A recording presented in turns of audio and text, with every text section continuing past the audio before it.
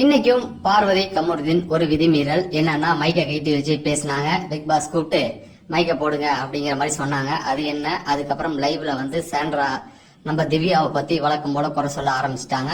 அமித் பார்கவ் அதுக்கு ஒரு ரிப்ளை கொடுத்தாரு. இது என்ன அப்படிங்கறத மட்டுமே இந்த வீடியோல நம்ம பேசலாம். இது இந்த வாரம் நாமினேஷன் யார் வந்திருக்கா அப்படிங்கிறது கிளியரா இன்னும் வரல. அது வந்தவுடனே நம்ம அப்டேட் கொடுப்போம். ஃபர்ஸ்ட் எடுத்தவொடனே பாத்தீங்கன்னா சாண்ட்ராவும் அமித் பார்கவும் இதுல அந்த மெயின் டோர் இருக்கு இல்லையா, அதுதான் இவங்களுடைய இடமாச்சே, சாண்ட்ராவோட இடம். அங்கதான் கட்டி பிடிச்சிட்டு அங்கேயே உட்காந்துருக்காங்க. அங்க அவங்க உட்காந்துருக்கும் போது நம்ம அமித் போறாரு. நீங்க வந்து பேசுங்க, ஏன் ஒதுங்கி ஒதுங்கி போறீங்க அப்படிங்கிற மாதிரி கேக்குறாரு. அதுக்கு இல்ல முடியாது, என்னாலலாம் இனிமே முடியாது அப்படிங்கிற மாதிரி சொல்றாங்க. அதுக்கு உதாரணம் நிறைய உதாரணங்கள்லாம் எடுத்துட்டு வந்தாங்க. இந்த அன்ஃபேர் எவிக்ஷன் ஒண்ணு சொல்றோம்ல, வார வாரம் சம்மந்தம் இல்லாம ஒருத்தவங்களை அனுப்பிக்கிட்டு இருக்காங்கன்னு, அது வீட்டுக்குள்ள என்ன மாதிரி தாக்கத்தை உருவாக்குது அப்படிங்கறது இந்த கான்வர்சேஷனை முழுசா பார்த்தா கண்டிப்பா புரியும். சொல்றேன் எல்லாத்தையும். அப்ப என்னன்னா, யார சொல்றாங்கன்னா திவ்யாவை பத்தி பேசுறாங்க. நீங்க பயந்து பயந்து வர மாதிரி இருக்கு, திவ்யா கிட்ட வந்து நீங்க போய் பேசுகணும் போது அவங்க சொல்றாங்க, இல்ல அவள்கிட்ட எல்லாம் போய் பேச முடியாது, அவர் பாயிண்ட் எடுத்து வைக்கிறாரா, நீங்க பேசுங்க, அதுதான் நீங்க வந்து நேற்று மிஸ் அண்டர்ஸ்டாண்டிங் ஆச்சு, கானா வினத்து கூட சொன்னாரு, நீங்க போய் பேசாததான் ஒரு மாதிரி இருக்கு அப்படிங்கிற மாதிரி சொல்றாங்க. அது சாக்கடைன்னு தெரிஞ்சதுக்கு அப்புறம், யாரு திவ்யா சாக்கடைன்னு தெரிஞ்சதுக்கு அப்புறமேட்டுக்கு நான் எப்படி கல்லை எடுத்து வீச முடியும் அப்படிங்கிற மாதிரி சொல்றாங்க. ட்ரிகர் பண்ணி என்னை வந்து வம்புக்கு இழுத்து விடுவா, அதனால நான் அவள்கிட்ட பேசல, ஒதுங்கி போறேன் அப்படிங்கிற மாதிரி சொல்றாங்க. ஏங்க, அவ ட்ரிகர் பண்றது இருக்கட்டும், உங்களை நீங்களே கண்ட்ரோல் பண்ணிக்கங்க, ஆனா அவங்க பேசுறதுக்கு பதில் கொடுங்க அப்படிங்கிற மாதிரி சொல்றாங்க. அமித் சொன்னாரு உடனே, இல்ல அதாவது மக்களுக்கு எல்லாம் தெரியும், மக்கள் வந்து நல்ல புரிதல் இருக்கு, அதனால அவங்கள வந்து நம்ம ஒண்ணுமே பண்ண தேவையில்ல, அவங்கள அவங்க பாட்டுக்கு விட்டுறலாம் போது, இல்லங்க எனக்கு என்ன தோணுதுன்னா, நீங்க வந்து பேசிதான் ஆகணும், பேசாம இருக்கக்கூடாது அப்படிங்கிற மாதிரி சொல்லும் போது, அப்ப எங்க அக்காவும் மச்சான் கமருதீன், அக்கா பார்வதி, இவங்க 2 பேரும் வந்து எக்ஸசைஸ் பண்றதுக்காக வராங்க.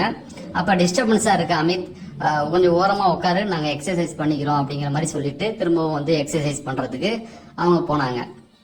இந்த நேரத்துல அதுக்கப்புறம் தான் பிக் பாஸ் பேசினாரு. சரி, இப்ப அமித் பார்கர் என்ன சொன்னாருன்னா, எனக்கும் வந்து இந்த மாதிரி பிரச்சனை இருந்தது எஃப்ஜே கூடயும் திவ்யா கூடயும், ஆனா நான் பேசினதுக்கு அப்புறம் ஒரு கிளாரிட்டி கிடைச்சது அப்படிங்கிற மாதிரி சொன்னாரு. உடனே அவங்க சொன்னாங்க, இவகிட்ட போனா நம்ம சண்டையில தான் இழுத்து விடுவா, இப்ப கமருதீனை என்ன பண்ணி விட்டா பாத்தீங்களா, அவன் சொன்ன ஒரு வார்த்தையை பிடிச்சி அவனை ட்ரிகர் பண்ணி அவனை எந்த அளவுக்கு கொண்டு போனான். கமருதை பத்தி உங்களுக்கே தெரியுமே, ஒரு வார்த்தை பேசிட்டா அவன் திடீர்னு கோவப்பட்டுருவான், அதுதான் அவ கரெக்டா புடிச்சுக்கிட்டா, அதேதான் எனக்கும் அவ பண்ணி விடுவா அப்படிங்கிற மாதிரியும். அவ வந்து சரி கிடையாது, என்னை பொறுத்த வரைக்கும் அவன் நிறைய விஷயங்கள் என்கிட்ட பேசிட்டா, அவளை பத்தி எனக்கு தெரியும், பிரஜன் போறதுக்கு அவ தான் காரணம், பிரஜன் போறதுக்கு காரணத்தையும் என்கிட்ட சொல்லிட்டா. என்ன அப்படின்னா, அவர் வந்து தனியா உட்காந்துருந்தா இந்த வீட்டுக்குள்ள மக்கள் வச்சுக்க மாட்டாங்க, வெளியில அனுப்பிடுவாங்க, அதனால இத பத்தி குரூப் மீட்டிங் போட்டனால பிரஜன் என்ன பண்ணிட்டாரு, அந்த அரோரா கனி இவங்க கூட எல்லாம் போய் சேர்ந்துட்டாரு, இவங்க கூட சேர்ந்தனாலதான் மக்கள் வந்து அவங்கள வெளில அனுப்பிட்டாங்க அப்படிங்கறத வந்து அவங்க சொல்றாங்க. அதாவது தனியா உட்காந்துருந்தா மக்கள் அனுப்பிடுவாங்களாம், அதுவும் கனி கூட சேர்ந்தனாலதான் மக்கள் வந்து பிரஜனை அனுப்பி விட்டாங்க அப்படிங்கிற மாதிரி இவங்க சொல்றாங்க. இத வந்து திவ்யா தான் என்கிட்ட சொன்னான். திவ்யா வந்து என்ன சொன்னாங்கன்னா, அக்கா அவர் வந்து தனியா தான் இருந்தாரு, அதுக்கப்புறம் குரூப் மீட்டிங் போட்டு எல்லாருமே அந்த வைரம் திடுறதுல எல்லாருமே வந்து உட்கார சொன்னாங்க, அதனாலதான் தனிமையில இருந்தா இங்க பிரச்சனை ஆயிரும் அப்படிங்கிற மாதிரி அவங்க சொல்லியிருக்காங்க போல. இததான் வந்து அவங்க வந்து தப்பா புரிஞ்சுக்கிட்டு இப்படி சொல்லிட்டு இருக்காங்க. அதுக்கப்புறமேட்டு என்ன சொல்றாங்கன்னா, அதாவது ட்ரிகர் பண்றதுனால என்ன பிரச்சனை வரும்னா, நான் வெளியில இருந்து பார்த்தேன், வாட்டர் மில்லன் வந்து நிறைய ட்ரிகர் பண்ணி விடுவாரு கானா வினோத்தை, அதாவது கானா வினோத்தை பேசும்போது யோ போயா அப்படிங்கிற மாதிரிலாம் சொல்லிட்டு போயிருவாரு. இப்படி சொல்லிட்டு போறதுனால என்ன ஆனிச்சு அப்படின்னா, கானா வினோத்து கோவப்படுவாரு. இங்க வாட்டர் மில்லனுக்கு வந்து நல்ல சப்போர்ட் இருந்துச்சு, கானா வினோத் வந்து என்ன ஆயிட்டாரு அப்படின்னா கெட்ட ஒரு மாதிரி ஆயிட்டாரு. ஆனா வெளியில போனது யாரு, இவர் தானே போனாரு அப்படிங்கிற மாதிரி சொல்றாங்க. இப்ப தெரியுதா அன்ஃபேர் எவிக்ஷன் அங்க வீட்டுக்குள்ள இருக்கவங்களுக்கு எவ்வளவு ஒரு புரிதலை கொடுக்குதுன்னு. வாட்டர் மில்லனுக்கு ஓட்டு இருந்தது, இவங்களாதான் தூக்கி அடிச்சாங்க. அவங்க என்ன நினைச்சுக்கிட்டாங்க, மக்கள் வந்து ஒரு கட்டத்துல அவரை வெறுத்து வெளியில அனுப்பிட்டாங்கிற மாதிரி அவங்க புரிஞ்சுக்கிட்டு இருக்காங்க.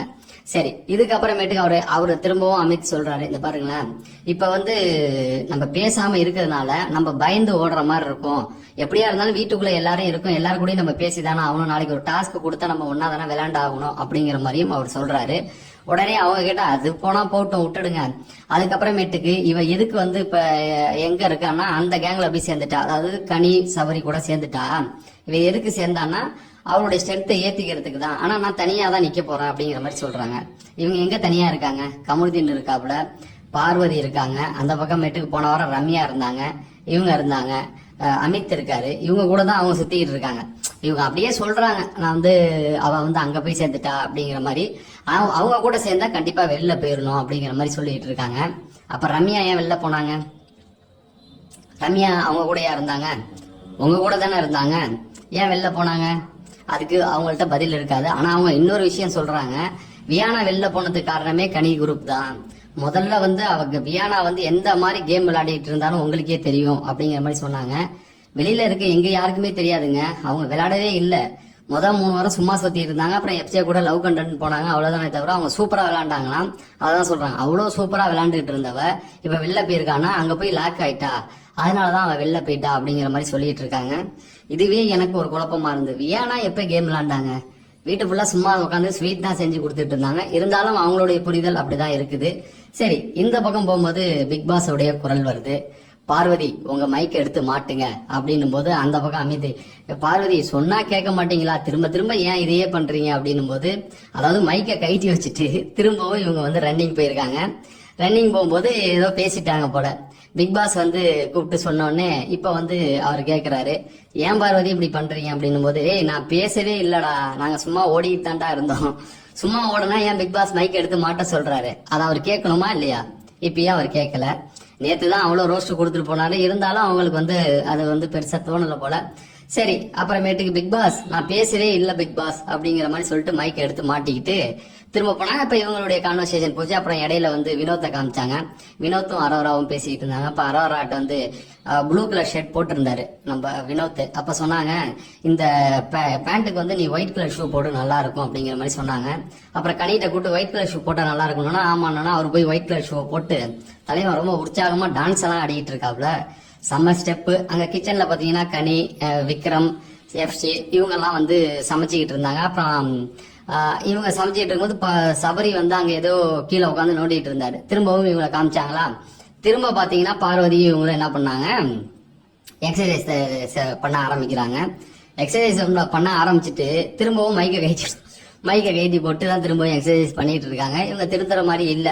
சரி, அதுக்கப்புறமேட்டுக்கு இவங்க என்ன கடைசியா இவங்க என்ன சொல்றாங்க சாண்ட்ரா அப்படின்னு பாத்தீங்கன்னா, இனிமே அவகிட்ட எனக்கு வந்து எந்த பேச்சுவார்த்தையும் கிடையாது, பிரஜனை வந்து வெளில அனுப்புறதுக்கு அவர் தான் முக்கியமான காரணம், அவளை என் வீட்டுக்கார வந்து யூஸ் பண்ணி அவரை வந்து வெளியில அனுப்பி விட்டா, இப்ப என்னையும் வெளியில அனுப்ப ட்ரை பண்றா. அன்னைக்கே அந்த கபோர்டு விஷயத்துல வந்து அவ என்கிட்ட பேசினதெல்லாம் எனக்கு இன்னும் ஞாபகம் இருக்கு, அவளை நான் சும்மா விட போறதில்ல, அவள்கிட்ட இருந்து விலகி இருக்க மக்களுக்கு தெரியும், மக்கள் வந்து ஓட்டு போட மாட்டாங்க அப்படிங்கிற மாதிரி சொல்லிட்டு இருக்காங்க. அதாவது இந்த கபோர்டு விஷயம் நடந்து கிட்டத்தட்ட 10 நாளை தாண்டிடுச்சு.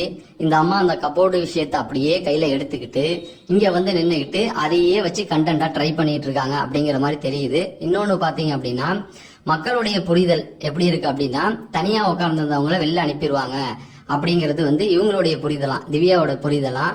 இவங்க சாண்ட்ராவோட புரிதல் என்ன அப்படின்னு பாத்தீங்கன்னா, கனி, சபரி, எஃப்ஜே, விக்ரம் இவங்க கூட சேர்ந்தா மக்கள் வெளியில ஓட்டு போடாம வெளியில அனுப்பிடுவாங்க, என் வீட்டுக்காருக்கு அதான் நடந்தது அப்படிங்கிற ஒரு தெளிவான புரிதலோட தன்னுடைய கேமை இந்த வாரம் தொடங்கி இருக்காங்க. கிட்டத்தட்ட எனக்கு தெரிஞ்ச இவங்க வந்து ஃபைனல் வரைக்கும் போவாங்கன்னு நினைக்கிறேன். இவ்வளவு கிளாரிட்டியா ஒரு விஷயத்த அவங்க வந்து புரிஞ்சு வச்சிருக்காங்க அப்படின்னா கண்டிப்பா ஃபைனல் வரைக்கும் போயிருவாங்கிறது தான். ஏன்னா அந்த அன்ஃபேர் எவிக்ஷன் ஒண்ணு பண்ணது வீட்டுக்குள்ள எந்த மாதிரியான ஒரு தாக்கத்தை எல்லாம் உண்டு பண்ணிருக்கு பாருங்க. வாட்டர் மிலன் எல்லாம் ஒரு எடுத்துட்டு வராங்க. அவங்க வீட்டுக்காரர் போனதுக்கு காரணம் என்னன்றது அவங்களுக்கே தெரியும். ஆனா வாரம் விஜய் சேதுபதிட்ட போய் பேசும்போது அவரை அடுத்த வாரமே அனுப்பியிருந்தா ஈகோன்றுவாங்க. நல்ல பேர் இருக்கும்போது நீ போயிட்டு வா அப்படின்னு அனுப்பி விட்டாங்க. அது இல்லாம ஓட்டுல திணறிட்டு தான் இருந்தார் அவரு. இதெல்லாம் அவங்களுக்கு புரியல. அதாவது சபரி, எஃப்ஜே, விக்ரம் கூட சேர்ந்தா வெளில போயிருவாங்களாம். அப்ப ஏன் சபரி, எஃப்ஜே, கனி எல்லாம் வெளில அனுப்பாம இருக்காங்கன்னு தெரியல. இவங்க என்ன மாதிரி புரிஞ்சு வச்சிருக்காங்க. ஆக மொத்தம் பின்னாடி பேசலன்னு சொல்லிட்டு திவ்யா அவங்க ஒழுங்காதான் இருக்காங்க, யார்ட்டையும் போய் பின்னாடி பேசுறது கிடையாது. சாண்ட்ரா ஏன் என்கிட்ட பேசலன்ற மாதிரி தான் கேட்டுக்கிட்டு இருக்காங்க. இவங்க தான் உட்காந்து எல்லா இடத்துலயும் உட்காந்து ரெஜிஸ்டர் பண்ணிட்டு நான் அவள்கிட்ட எதுக்குமே போறதில்ல, அவதான் என்கிட்ட வம்புக்கு வரா அப்படிங்கிற மாதிரியும் சாக்கடை அப்படிங்கிற. ஏன் 2 வாரம் சுத்தும் போது தெரியலையா? அதே போல குரூப்பீசம் வந்து ரொம்ப தப்பான விஷயம். அவங்க குரூப்பீசம் பண்றாங்க, அதனாலதான் நான் தனிச்சு நிக்கிறேன்னு இப்ப சொல்றாங்க. இதை கேட்கும் போது எனக்கே ஹார்ட் அட்டாக் வந்துருச்சு. அவங்க குரூப்பீசம் பண்ணலையா? அப்ப 3-5 வாரம் இதுக்கு ஒரு 3 வாரத்துக்கு முன்னாடியில அவங்க பண்ணது என்னன்னு நீங்களே கமெண்ட் செக்ஷன்ல போட்டுருங்க. இதுதான் லைவ்ல நடந்தது. தொடர்ந்து அப்டேட்கள் கொடுப்போம். தெரிஞ்சுக்க நம்ம சேனலை சப்ஸ்கிரைப் பண்ணுங்க அப்படின்னு சொல்லி நான் விடைபெறேன். நன்றி, வணக்கம்.